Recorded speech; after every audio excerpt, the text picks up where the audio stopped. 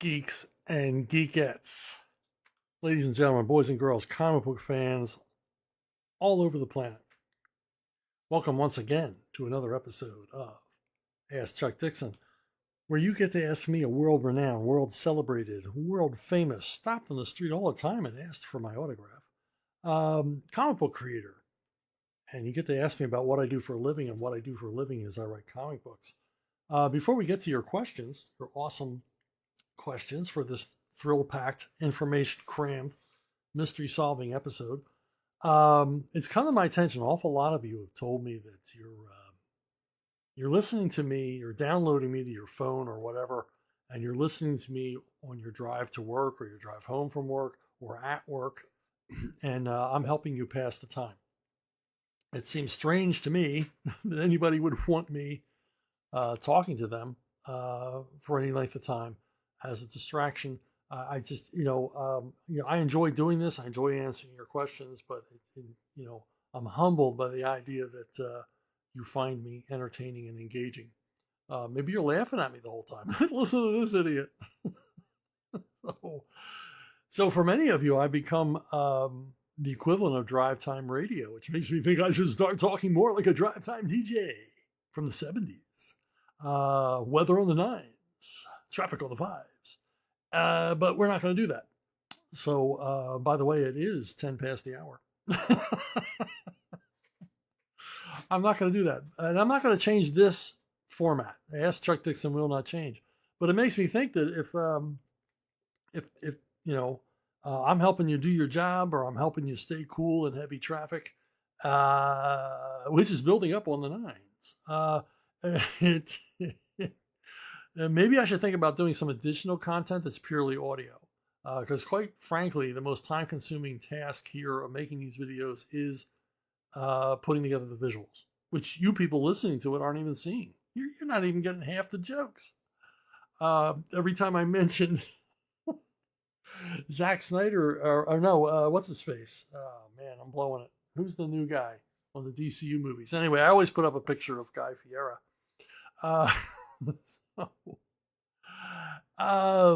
In any case, I'm not going to change the format of this program, but I might be doing some more purely audio content because it doesn't take as much time to put together. I just sort of have to get an idea and talk about it for a while. And if that's something you would enjoy, please let me know. But once again, I'm not going to change this show, but I might add more purely audio content to this channel. So anyway, let's get to your amazing questions. They're always wonderful. Steve asks, I was wondering if you're a fan of the Star Trek franchise. If so, which of the many series is your favorite? What's your favorite movie, crew member, and captain? Also, I've recently been reading and enjoying the DC Star Trek comic series from the 1980s. Have you read any of the comics? What are your thoughts on Star Trek comics? And have you written any adventures aboard the Enterprise? I'm an original series guy, and was from the beginning. I'm not a Trekkie or a Trekker. I'm not that deep into the lore, but I really enjoy the stories. And I really enjoy this universe. In fact, I go all the way back to when the series premiered. NBC ran a preview night a week before the actual new series were beginning in the fall. And they ran this preview night early in September. And they ran an episode of Tarzan with Ron Ely, an episode of Star Trek, and an episode of a show called The Hero, which didn't last beyond half a season, I don't think. And I liked all three. The Hero was a situation comedy starring Robert Mulligan, and he played a TV Western hero, an actor playing a TV Western hero, and then contrasting between his life as a big TV star, and his home life. And I thought the show was really funny, and I watched all the episodes they aired, but like I said, it didn't last. It got canceled. But, Star Trek and Tarzan, of course, went on. And I remember watching the Star Trek episode with my mom, who enjoyed it. Kind of surprised me when my mom would sit there and watch a science fiction show. And it was the episode, I don't remember episode numbers. I'm not that kind of fan. Like I said, I'm not really a Trekkie or a Trekker, whichever you prefer. but it was the episode with the female monster who was basically sucking the salt out of members of the Enterprise. It's a creature that needed salt to survive and was killing people in that way. And I thought it was a really cool episode. And I thought, well, I can't wait till this show comes on. I'm never going to miss and one installment. I never did. I watched every installment. I didn't know a lot of kids who did watch Star Trek at the time. In fact, nobody. I didn't know anybody that watched the show. I would mention it and just, I don't know. But I was into it. You know, I like science fiction, and I really dug it. And I was there every Thursday night and eventually every Friday night, even through the, sometimes abysmal third season, but sticking with it. But over the years, more and more of my friends at school got into Star Trek because they would rerun Star Trek in my market on Channel 48 at like 5 in the evening. And it was on every day, Monday through Friday. And a lot of the kids I went to school with, they got into the series through the reruns. And maybe it was the fact that they need to be a little older to get it. I don't know. I was so sophisticated as an 11-year-old that they all had to catch up with me. But anyway, so yeah, I dig Star Trek. And Wrath of Khan, my favorite movie. And have I seen the series? Yeah, I watched some of Voyager. I watched all of Enterprise. I watched all of Next Generation. Even after that horrible first season, I stuck with it, and the show got better. And then Deep Space Nine is the only one of the earlier series I couldn't get into because it just seemed anti-Star Trek. They didn't go anywhere. They sort of stayed at home. Things came to them. It seemed un-Star Trek to me. And I watched all of Enterprise, all 3 seasons of Enterprise. And I really enjoyed that, particularly the second season. But I haven't seen anything since then. And I watched the awful rebooted movies, and they were terrible. They weren't Star Trek. They had all the problems of quote unquote modern movies. Now, as far as the comic books go, I have somewhat a personal relationship with the comics, even though I never read them. DC Comics did the best version by far. Michael Barr, and I told him this when I met him once in the DC offices. I said, the way you got their voices, the way when I read the comic, I could hear the actors. I said, that was remarkable. I mean, a labor of love, I'm sure. And the series was largely drawn by Tom Sutton and Gordon Purcell. I was friends with Gordon Purcell, so I knew him while he was working on this. And I had an even closer relationship with Ricardo Villagrán, who inked many, many, many of these Star Trek issues. And I used to visit. The first time I visited Ricardo, he was on a visa visiting the United States. He was able to stay for, I think, 6 months. And he was inking these pages in a hotel room not far from the DC offices. And he would just, ink a whole bunch of pages and then go the next day and deliver them and get a check. And just busy, busy, busy. And when I visited him, he was so busy, he couldn't stop working. He kept talking while he was working. And I watched him take, Gordon's already excellent artwork. And then he would embellish it. And he would bring the likenesses even closer on the money. And he had all these pictures taped up on the wall of all the actors.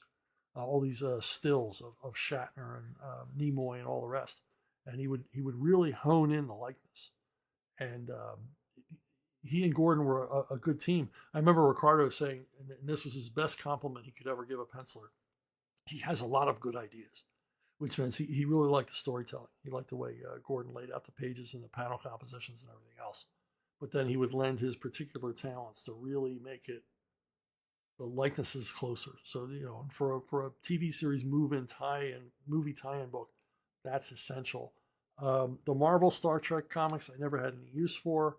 The Gold Key comics that came out when I was younger, I didn't get because they didn't look anything at all like the series. And apparently Alberto Giolitti, an awesome comic book artist, one of my favorites, who worked on the Star Trek series, never saw an episode.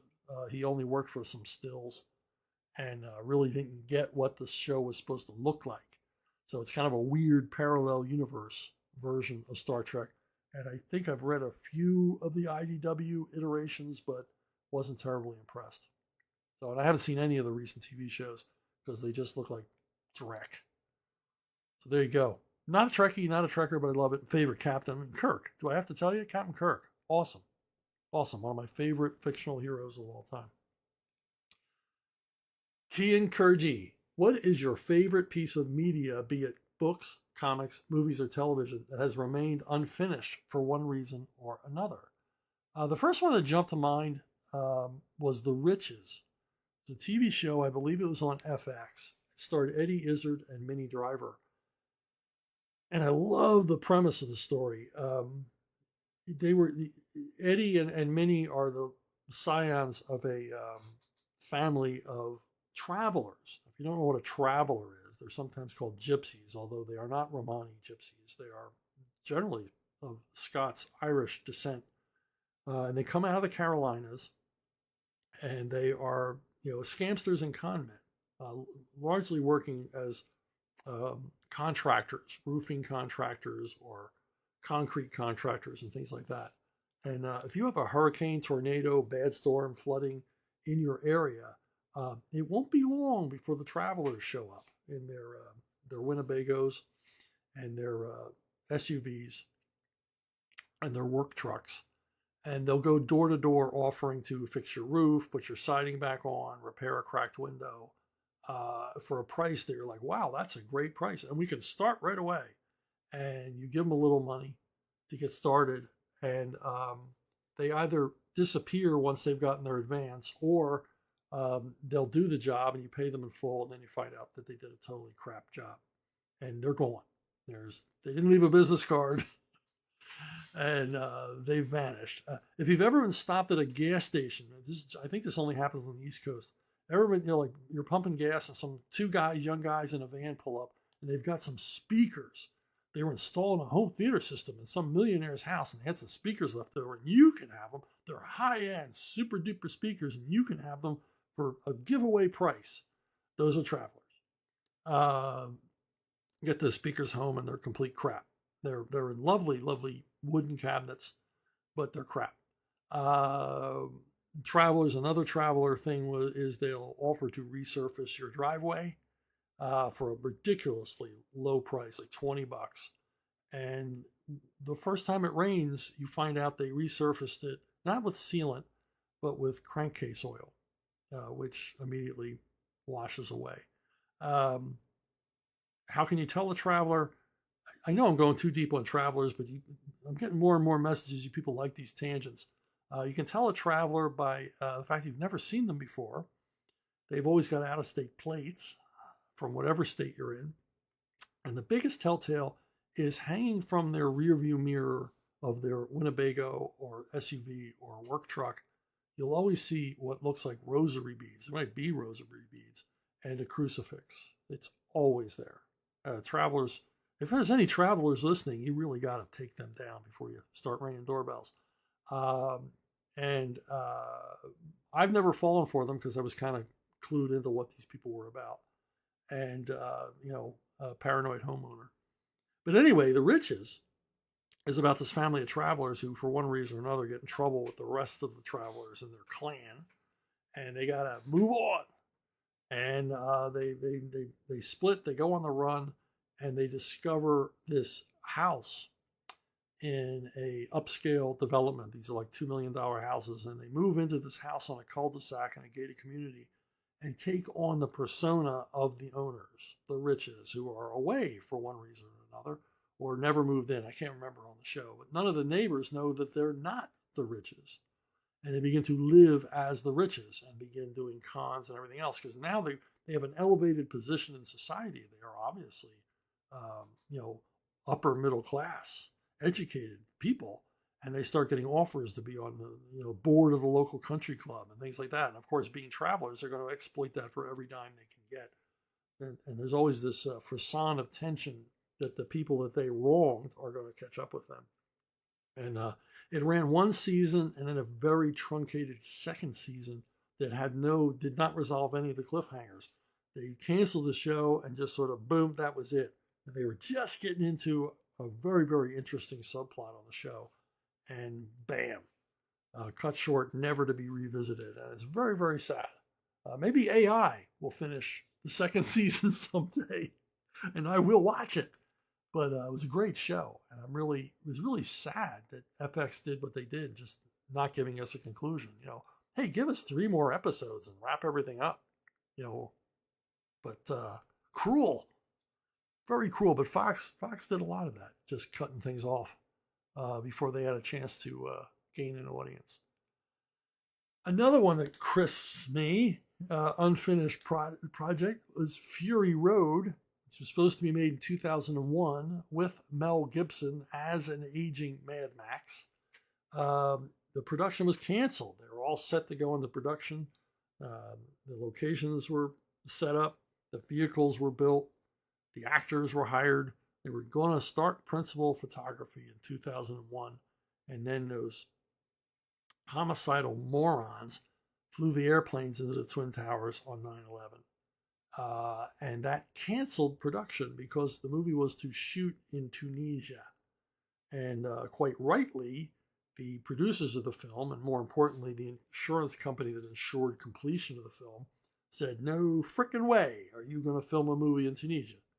Because that part of the world is just going to be too dangerous to send in a film crew and cast of actors. And they were right. But they, rather than relocate to Arizona or whatever they did, which they ultimately did with the Fury Road they made just a couple of years ago, they canceled the production. And we never got to see Mel in a 4th Mad Max movie. And I imagine by the time they ramped up again to finally make Fury Road, Mel was like, I can't be doing all that stuff. Mel's my age. He's almost exactly my age. And I know I wouldn't want to be doing that stuff, being dragged under trucks and things like that. So they had to replace him with Tom Hardy. But it was sad. It was sad because we could have had a 4th Mad Max movie with Mel. And that's not right. Another one is the Fourth World, Kirby's Fourth World, which I felt it was canceled. All 3 books canceled, just as it was really getting good, and no resolution except until the Hunger Dogs, a graphic novel that Kirby did for DC, was put together. And I felt that was, I liked it, but it's kind of a rush job. Kirby was limited to space. He didn't have anywhere near the room he needed to fill out and end satisfactorily this huge saga he had created. It was just a shame. I heard it was sales, but then I heard it was internal politics. I heard there was a lot of reasons for canceling these 3 books. It was just a shame he didn't get a couple more years, or at least like 6 months notice. It's like, Jack, you got to wrap all this up in 6 months. And I think he could have done a great job because he would have had 6 months of 3 titles. He would have had basically 18 comic books to wrap the story up more satisfactorily, but he didn't get the chance. And this comic book epic cut down in its prime when it was really, really going somewhere. I just enjoyed these comics a whole bunch. Another one, and this is weird. I may be telling you folks something you've never heard before, and you boomer dedicated comic book fans, be sitting down because I'm going to blow your mind. Keep your eyes on the road. Keep your hands away from the heavy machinery while I tell you this. His Name is Savage, which is a comic I told you about a while back. Came out when I was a kid, and it was a magazine, black and white interiors. And I remember picking it up on Stone Harbor, New Jersey. We were going back to the Philadelphia area. My parents said, go grab a couple of comic books to read on the trip. And this was there. I was like, whoa, what's that? It's a magazine. It's in black and white. And I opened it up, and it was Gil Kane. Yeah, I'm getting this. And I read it on the way home.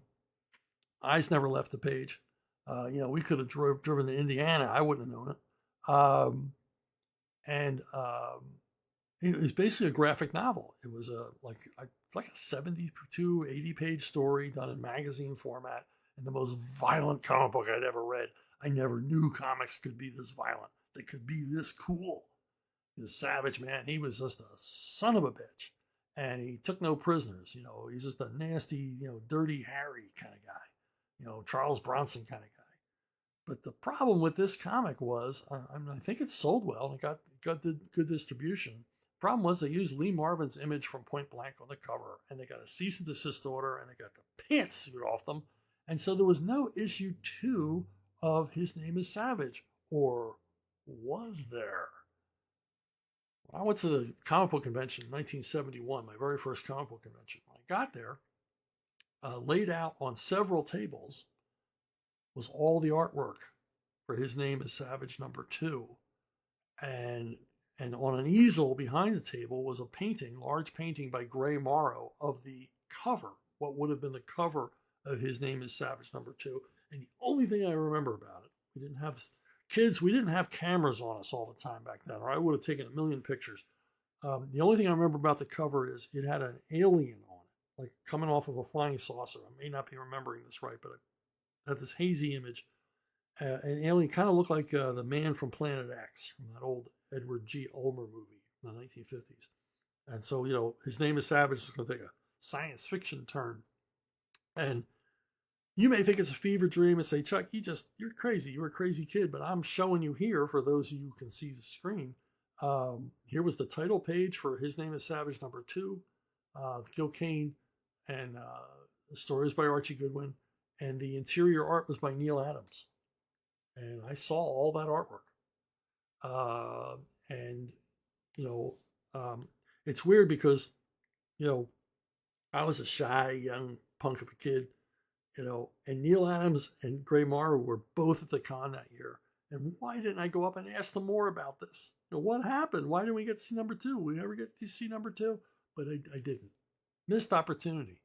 But there you go. There's a piece of comic book history I bet you never heard anywhere. And you can Google search this. If you can find more information on this comic than I did, good luck. Because I could find nothing. It's like, I could only find just enough evidence to prove I didn't dream this. So there you go. Those are my big disappointed projects that ended too early. Alan Barebi. I loved Airboy and Eclipse so much and was very sad when Eclipse folded and your Airboy went away. Considering he was the son of the original who was in World War II, it may have made sense in the 80s, but not now. So what were your plans if the series had continued for many years? He wouldn't be a boy for much longer, or the suspension of disbelief would have gotten harder. Kat and Dean approached me at, I think, a Chicago con. Airboy ran 50 issues. They approached me at a Comic-Con like a couple of years after the issue 50 had to come out. And they asked me if I would like to do like a reboot of Airboy, and they were going to like modernize the book a little bit. Keep it the same. It was going to be the same continuity, but sort of bring it more up to date. And it was going to be called Aviator X. And Davey was going to fly a modified version of Birdie that was closer to like a stealth fighter or stealth bomber. And this was in the era of Desert Storm and Desert Shield. And the stealth aircraft, the public knew about them now, or military nuts like me or possibly you, we knew about the stealth bomber. We were following news on it, but the general public had never seen them. And so they thought this was a new opportunity. There was new stuff going on in the Middle East, new intrigues that Davey could get involved with. And but it never went any further than talking about it. And I vaguely remember they had some sketches drawn up of Davey in a version of the Airboy costume that was primarily black. And of course, Birdie would be black. So it was Airboy back in black, but it just never happened. And then a few years later, It's Alive did a crowdfunding effort, and we did an issue 51 of Airboy and an issue 52 of Airboy, and we updated the series. It was my same continuity, but Davey and Valkyrie were older, and they had their own son, Davey Nelson III. And I took Kat and Dean's idea of Aviator X and sort of adopted it and said that, okay, their son is going to be an adventurer as well, seeking revenge for his parents. Big spoiler, they disappear or are murdered. We don't know which, but they vanish at the hands of misery. And Davey #3 is going to get his revenge and find out what happened to his parents, and Skywolf and all these other characters. And so I told the artist, I said, he's going to be in a black outfit. It's going to be primarily the same costume, but we're going to put it in black, and we're going to have a modified version of Birdie. because the original birdie just isn't going to cut it. So he sort of adapts his new one. And I wasn't going to go as far as call him Aviator X, but he was going to continue on in that vein. Sadly, never went any further than those two issues, because Drew Ford, the founder of It's Alive Comics, unexpectedly passed away. And so the project kind of fizzled away without, him in charge. Although, 51 and 52 did come out. And, maybe someday I'll get back to it. Maybe someday I'll continue it.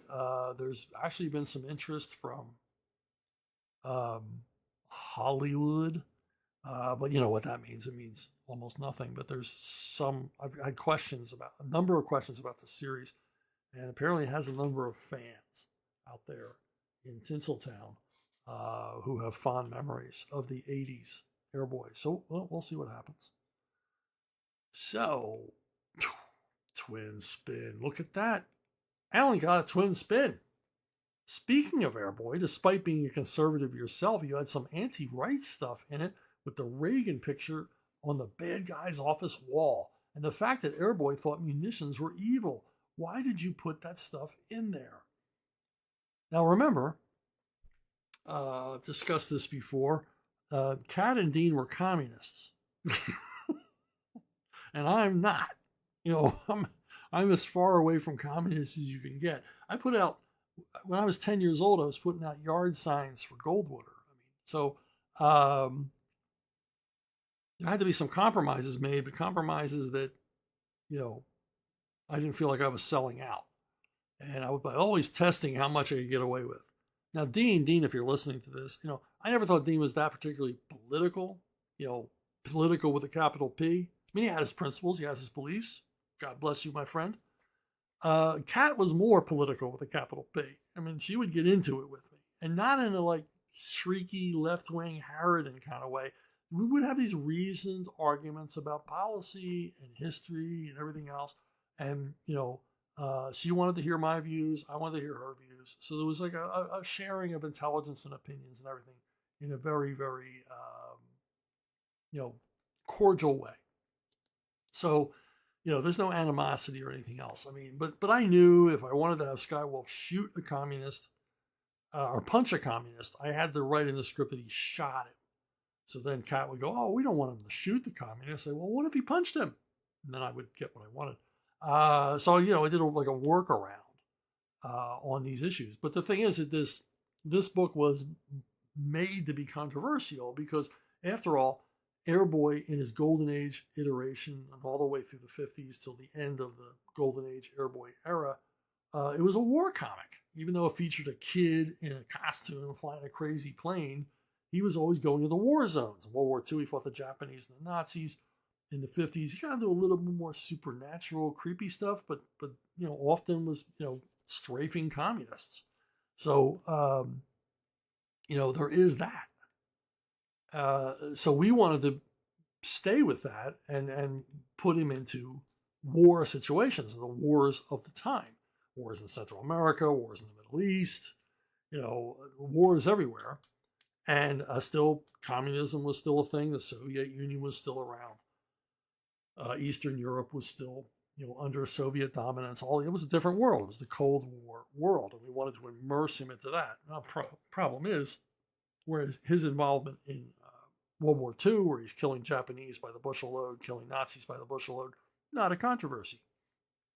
But, you get to the 1980s, there is controversy. There's difference of opinion on, how much America should be involved here, how much America should be involved there. So we had to meet some sort of a compromise. And I remember we were pretty good at that. The only time that Kat and I really locked horns and it got a little emotional was when I wanted to take Davy to Afghanistan and have him side with the Mujahideen, the Afghan fighters, against the Soviets who had invaded Afghanistan. Because, in the media and everything else, Soviets were the bad guys, the Afghanis were the good guys. Simplistic view, but that's the way it was. And Kat was very alarmed at this and cautioned me very passionately, don't portray these Mujahideen as good guys. And I said, well, I said they're kind of like Mexican bandits or pirates, where they're not good guys, but we're going to present them in a little bit of a good light. We're going to be a little sympathetic toward them because they're fighting against an occupying force in their country. And America was kind of in love at the time with their tactics and everything else. And, it's kind of a Davy and Goliath story and everything else. I said, but, Kat, I'm fully aware that, you wouldn't want these guys as neighbors. Little did I know how much trouble we would have coming out of Afghanistan, 20 years later. But that was the only one. She didn't like the idea that basically these He-Man woman haters were, Davy was allying with them, but she let it go, and I think I presented them fairly. I'd like to look back and say Davy was, working with the Western Alliance, which were a nicer bunch of guys. They weren't Taliban, but still Afghanis. Afghanis are not. They're not the swellest people in the world to be around. I say that with no fear of contradiction. Now, sacrificing my own principles. Yeah, you bring it up, Chuck. You're a conservative. You're an arch conservative, and yet you had basically a love note from Ronald Reagan on the wall of the villain. A lot of the action in early Air Voice stories took place in a fictional Central American country called Bosque Verde, which was named by my brother-in-law. I was living at my sister's horse farm at the time, and I told my brother-in-law, I got to come up with a name for a fictional country that sounds believable, because I can't set it in a real country. And he said, where's the country? And I said, what's it like in Latin America? He goes, what about Bosque Verde? I'm like, man, I don't know what that means, but it sounds great. So thank you, Ron, for Bosque Verde. Bosque Verde, I'm going to go off on another tangent, folks. Please excuse me. Bosque Verde has appeared in every comic book universe I've ever written in except Conan. The Simpsons have visited there. Batman has visited there. Punisher has visited there. Every character, Racer X visited there. Every character I've ever written, when they have to go to Central America or South America, they go to Bosque Verde. So anyway, this guy's the dictator of Bosque Verde. He's ruthless and horrible and genocidal and all the rest. And then he has this picture on the wall, dear General, I love you, signed Ron, or something to that effect. And people were like, Chuck, what the hell? And we got letters because I was an unknown in the comic book business. And we got letters saying that I was a communist, I was an evil person, I was a nasty, awful person. That Ronald Reagan autograph poster is not in the script. Tom Yates decided to add that. Tom Yates was the artist on the book. And fun-loving Tom decided he was going to stick that on there. And I'm sure there was much snickering and giggling in the Eclipse offices about how I would react to this. I wasn't happy, but I got it. This is who I'm working with. And it was all in good fun. But a lot of people didn't see it that way. As far as Davy being anti-munitions, I wanted to separate him from his dad. His dad was a munitions guy, part of the military-industrial complex coming out of World War II. And that's how the Nelsons made their money, coming up with weapon technology and aviation technology. As a defense contractor, Nelson Aviation was like Boeing or Lockheed. They were a defense contractor, and Davy wanted to move them away from that, because several traumatic events happened in the stories. And really, the series, I'm readily admit, was quite hypocritical, because while Davy wanted to move the Nelson fortune out of weapon making into more, things that he saw as more of a benefit to mankind than war machines, he also was not adverse to hopping in birdie and going and shooting it up in some foreign country, killing bad guys. So he was still very much a military or paramilitary figure himself, even while he was decrying the munitions side of the business and weapons side of the business. So yeah, a little bit hypocritical.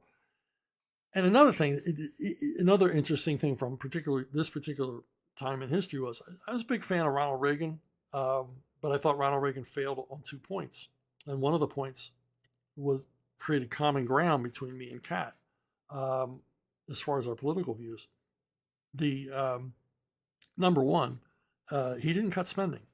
He said he would cut spending, and he didn't. He kept waiting for Congress to cut spending. And as we've seen in recent days, literally recent weeks, he didn't need to wait for Congress to cut spending. Ronald Reagan could have cut billions out of the federal budget from the executive branch without anybody's, by your leave. He didn't do it. And I've said for years he should have. He should have shut down the Department of Education, Department of Energy, things like that. And he should have reneged on the Panama Canal deal, which that's another thing. But all of this is resolving itself now, so it's moot. But the other area of contention I had with Ronald Reagan was his involvement with the Contras. Now, while I love the idea of sending the Contras, millions of dollars of taxpayer money to fight communism in Central America, and even sending military advisors and weaponry and all the rest of it, because I'm an anti-communist. I was all for that, but I didn't like the way they did it. Congress would not let Reagan do it, and so they came up with this convoluted Iran-Contra deal, which was just Keystone Cops cartoonish. The more I read about it, the more disillusioned I was by the antics of Reagan's intelligence advisors and the American State Department. It's just like, what the hell are you doing? This is like Biden level stupidity. And so it's where the Venn diagram of our political beliefs met between me and Kat. Was she really despised the whole involvement. Of course, she despised the involvement with the Contras because they were killing communists, which she didn't like. I didn't like it because the way they were killing communists. I thought it was half-assed. At the time, and I read a lot on this, at the time, Argentina was heavily involved in Central America fighting the Sandinistas and, the crowd of communists trying to take over Central America. And they reached out a hand to the United States saying, look, you could help us. You could work through us to help the Contras. And you wouldn't have to get the approval of Congress. We could make a deal between Argentina and the United States and do this. But America was loath to do anything, and he could get any kind of involvement with the Argentine government, following the Falklands War and all the rest of it. So missed opportunity. But if you read about the era, man, it was a cartoon show, the way our intelligence and State Department dealt with this issue. Just goofy as hell. And I remember having a little bit of a falling out with my own wife over this issue because she's a huge Reagan devotee. You could do no wrong. It's like, I like the guy too, but he's wrong here because I was not an Oliver North fan. I remember standing in front of the TV grousing while Oliver North was testifying in his Marine uniform after the Commandant of the Marine Corps told him not to wear it because he was not testifying in front of Congress on anything that had to do with Marine Corps business. But North disobeyed that request or order and did it anyway. And I remember my wife getting mad at me because she thought Oliver North was the coolest. And I'm like, no, he's not. But that's what I like about the right. That's what I like about the conservative movement. You got your libertarians, you got your conservative Republicans, you got your conservative independents.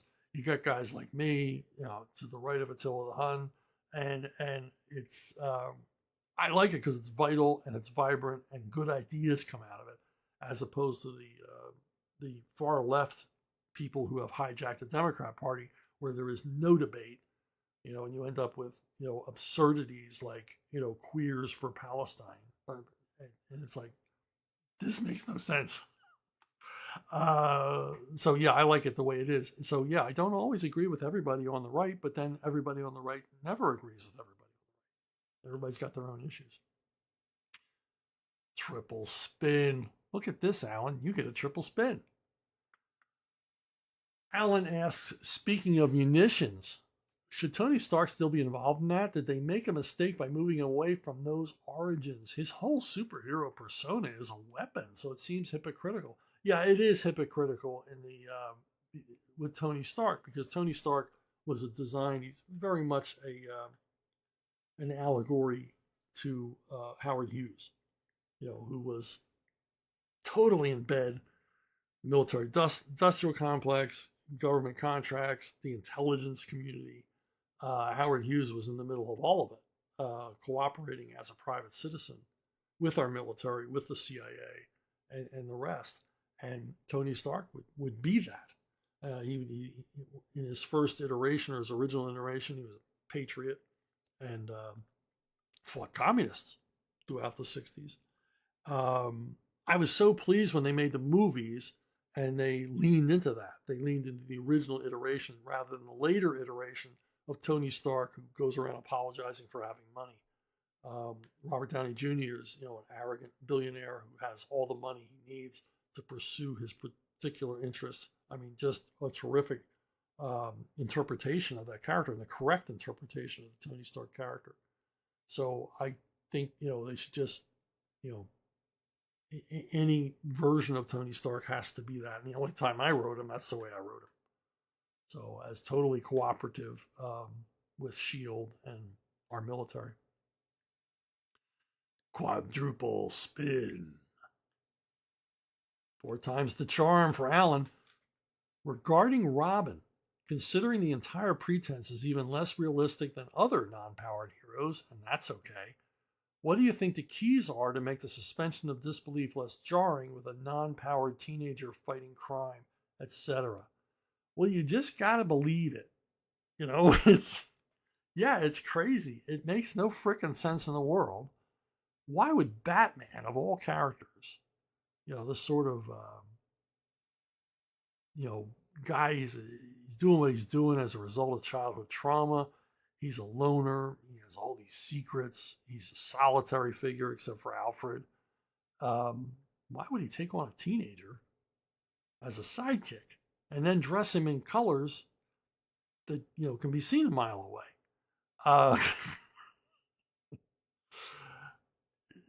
So maybe you should have called him Robin the Boy Target.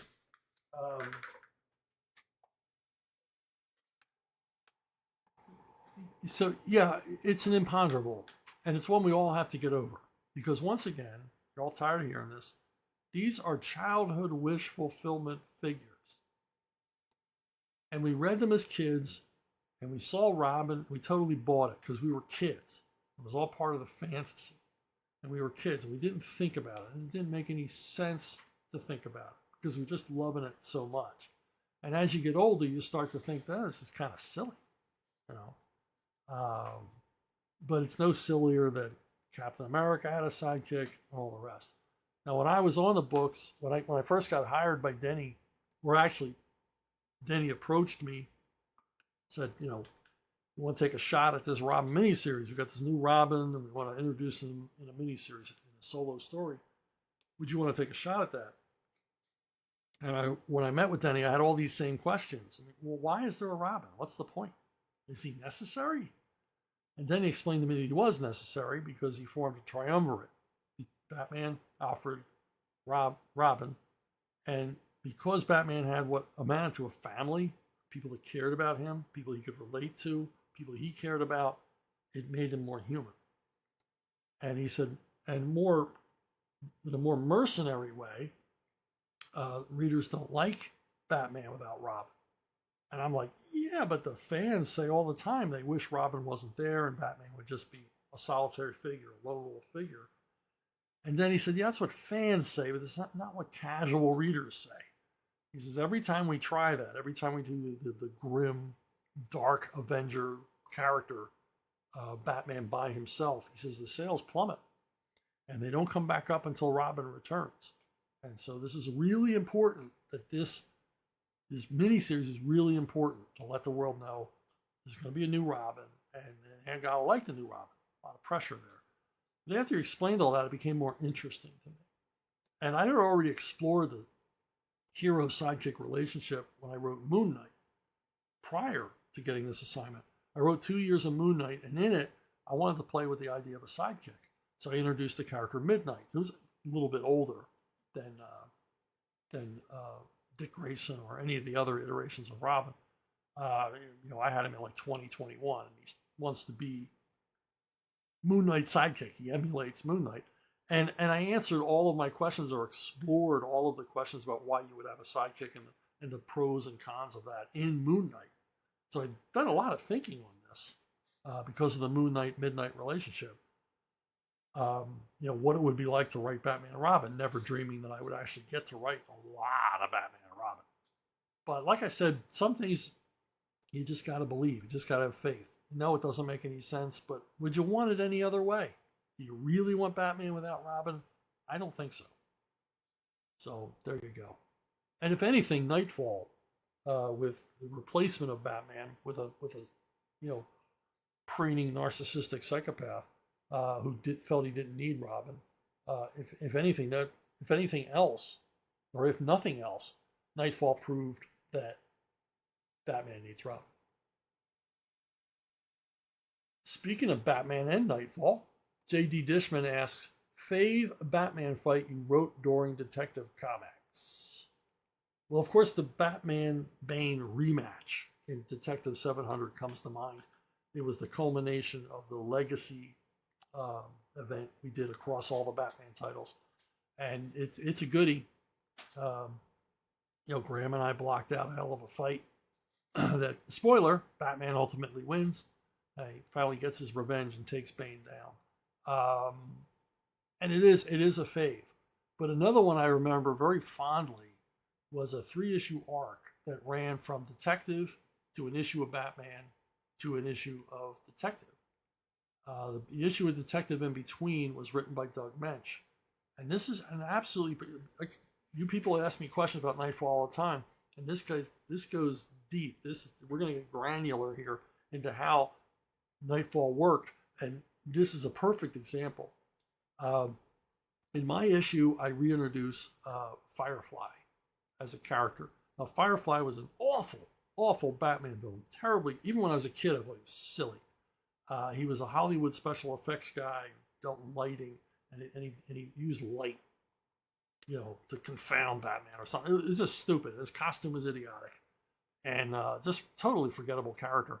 But I wanted to bring him back as a pyromaniac, and kept him as he was a Hollywood special effects guy, but he was a pyrotechnics Hollywood expert in explosions and things like that. And so he creates this Firefly persona, and he's on the loose. And he's a complete sicko, and he's on the loose in the middle of the Arkham escape. If you remember your Nightfall and the road to Nightfall, you remember that Bane broke all of the Arkham inmates out at the same time. So you got Joker and Riddler and Ventriloquist and Clayface and God knows who else. They're in the wild now. Batman has to recapture them. And one of the first people Batman runs into is this new iteration of Firefly created by Graham and I. We amped up his costume. We gave him the actual ability of flight. And just made him a really, really dangerous, ruthless character. And so you got Batman in the middle of all this. He's catching up with this villain and that villain. Him and Robin are working overtime, trying to clean up Gotham and fix the mess created by this mystery villain that Batman has not met yet. He has no idea Bane even exists at this point. But he knows someone's behind this, but he doesn't know who. And over the course of the stories, Batman just becomes exhausted. He's doing 24/7, chasing down bad guys. And the worst of it is he runs into this Firefly character who, very un-Batman-like, he's not prepared for this guy. This guy's extraordinarily dangerous. And in his first fight, it's left as a cliffhanger in my issue Detective, and then picked up by Doug in his next issue, who doesn't resolve the fight. Batman escapes, or to fight another day, and then it's resolved in my next issue of Detective, which was really, really, this is how we worked in Nightfall. These issues were all plotted out so that when I wrote my issue, I knew there were some subplots from Alan and Doug I had to deal with. My main story being Firefly. And then Doug knew he was going to carry on my and Alan's subplots while dealing with his own main story, which I think featured Joker. And so he knows in his issue, following my first issue with Firefly, he has to open with the cliffhanger, Batman versus Firefly, and then leave it unresolved. and it did a great job. It's seamless. You can't. I mean, it just seems like one person wrote all of these, but that's because of the hours and hours and hours we spent at the Bat Summits. Planning all this thing out with Jordan Gorfinkel and Scott Peterson filling whiteboard after whiteboard after whiteboard with issue breakdowns. This has to happen. This issue features these characters, and this has to happen, and this has to happen, and follow up to this other thing. And, doing the ABC plotting. It was like Einstein equations of writing comic books. It's amazing, amazing experience. And this is the result of it. You get this perfect handing off of the story from one writer to the other, to the other, to the other, and never dropping a stitch and never missing a beat. But one of the reasons it's one of my favorite fights is because Batman has to go back to the Batcave and come up with a new strategy for fighting Firefly. And part of this is his new a Batman outfit that he already had prepared, because Batman's prepared for everything. It's like a Nomex and asbestos fire-resistant Batman outfit with a breathing mask, so he can get oxygen while he's in the middle of these horrible fight with Firefly, which ultimately takes him down. Because why? Because he's Batman. So it's a hell of a fight. It's a great fight, and it's one that hopefully for the readers put into question whether or not Batman was going to come out victorious. That's always a good fight. The other thing I like about this arc is there was a Riddler subplot that I put in because I love the Riddler so much. So I got to feature the Riddler throughout these issues before he finally gets captured and sent back to Arkham. And also got to write a little bit of the Joker. Because like I said, Doug was using the Joker as the main thrust of his arcs in the Arkham Escape thing. So I got to write a little bit of Joker, and Graham got to draw him. And Graham is so good at drawing Joker. So yeah, it was everything but the kitchen sink. It was all the classic Batman stuff you could possibly want rolled into one 3-issue arc. Drew Geraci, my friend Drew B. Are you getting invited to the world premiere in LA? You certainly deserve it, it being your book and all. I'm incredibly proud of you, my friend. He was referring, of course, to the movie being made from my first Levon Cade novel. And it's called A Working Man, with starring Jason Statham, screenplay by Sylvester Stallone, based on the first novel in why did I do that? Based on the first novel in the Levon Cade book series. And yeah, I haven't. I've been in communication with Amazon MGM, the producer, and the production company that made the movie over a number of issues. But I haven't heard anything about the premiere, the red carpet event, as it were. And I assume I'll be invited. I assume they'll pay to fly me out there. I would hope. Whether I'll go or not, I don't know.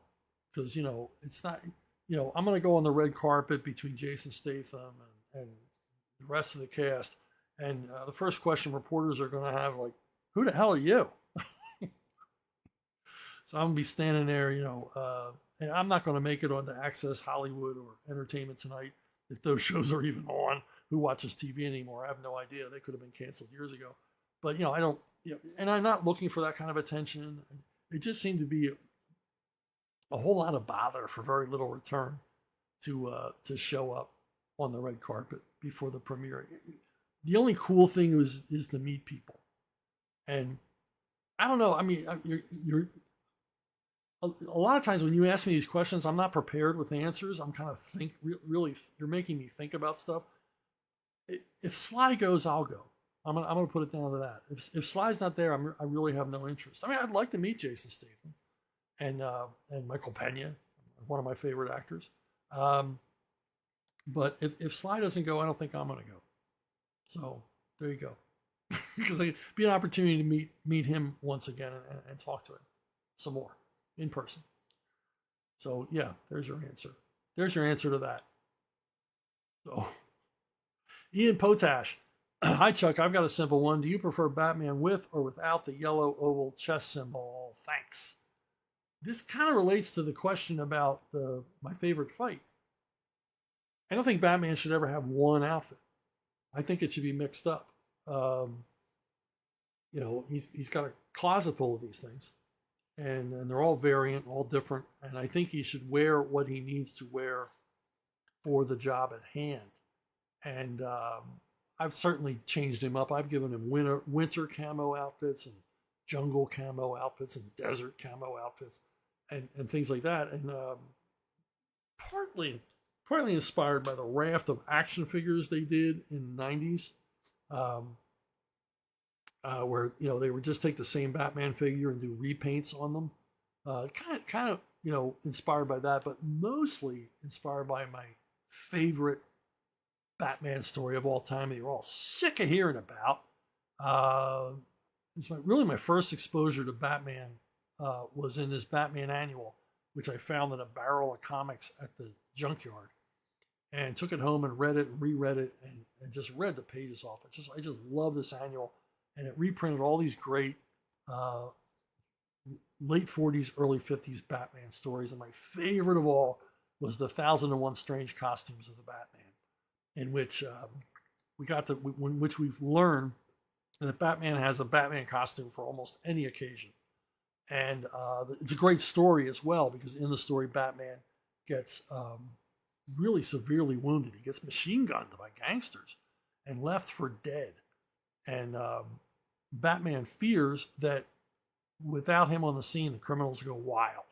So Gotham has to know, the criminal underworld has to know that Batman is still on the scene. And so Robin gets into a very, very special Batman costume. It's pretty much like an exoskeleton, in which, he's inside of this, big dummy Batman outfit. And he just basically appears around Gotham just to show Batman is still a presence. And the criminals need to lurk in fear. Love the story. And big influence on me, and made me think going on, Batman should have different costumes for different needs.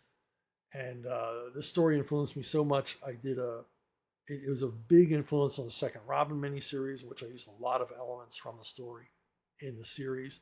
And then it was I rewrote it as a Bartman story for The Simpsons, and also wrote it as a Mermaid Man story for using elements of it for a Mermaid Man story for SpongeBob SquarePants. So I love this story. One of my favorites. All right, one more thing. You're hearing a lot of talk about James Bond in the recent weeks because the James Bond franchise is being taken over by MGM Amazon. The Broccoli family, which have had the rights to the character forever, made some sort of deal to give up their influence on it and hand it over to Amazon MGM. And all kinds of noise has been made about this. Negative. Oh my God, what are they going to do to James Bond?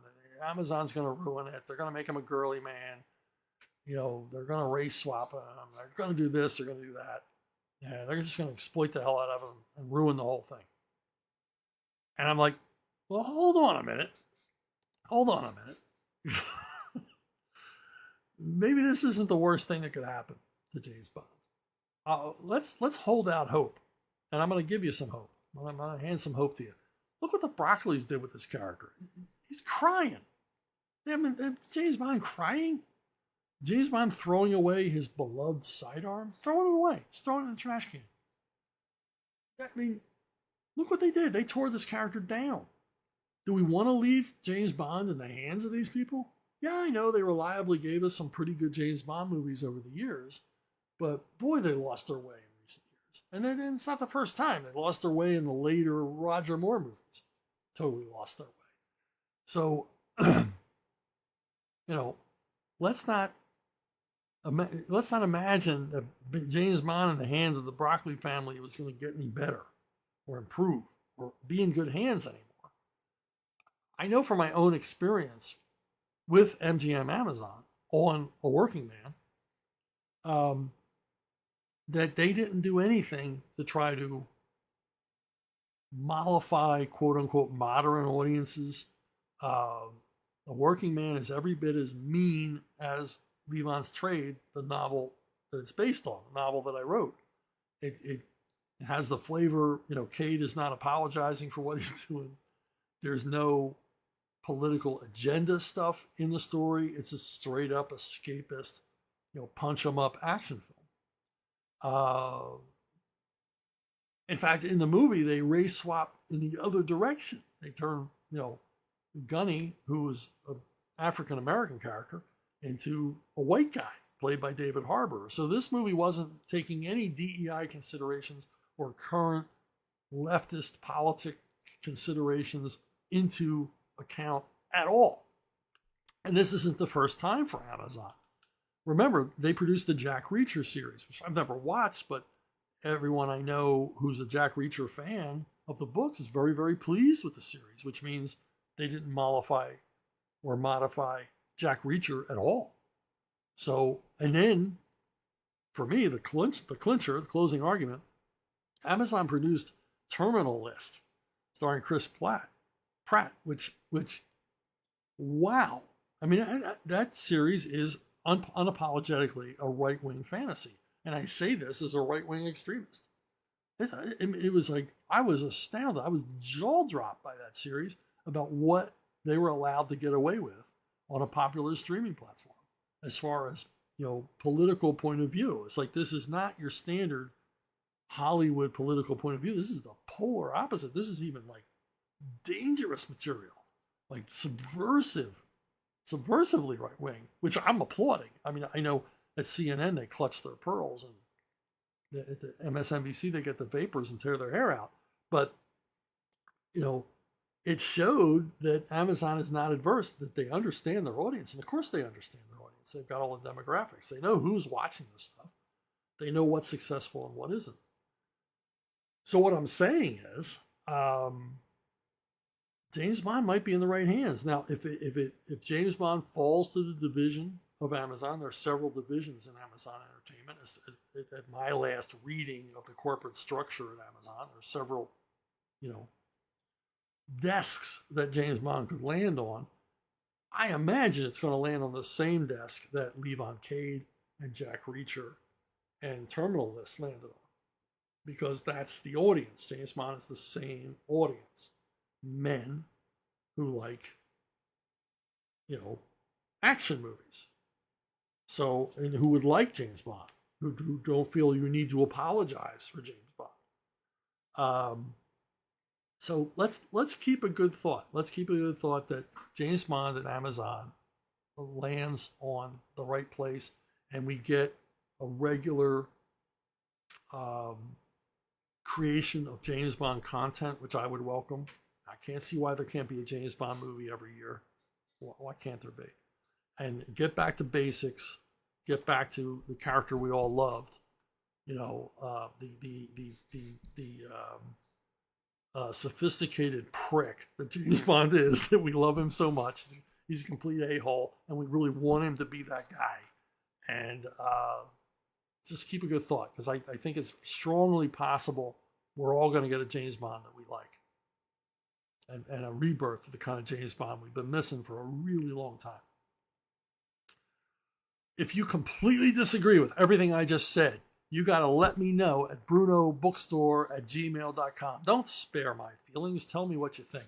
Chuck, you're full of crap about James Bond and Amazon. They're going to turn him into a wussy. Anyway, if you want to let me know all that, go to brunobookstore@gmail.com, and it's spelt the way it sounds. And I want to thank you for listening. I want to thank you for watching and liking and subscribing. And I want to thank you for the incredible questions. Keep them coming. I love doing this. And as I said, there might be some more audio content down the road. And I hope that you will be there to listen to it. Get back to work.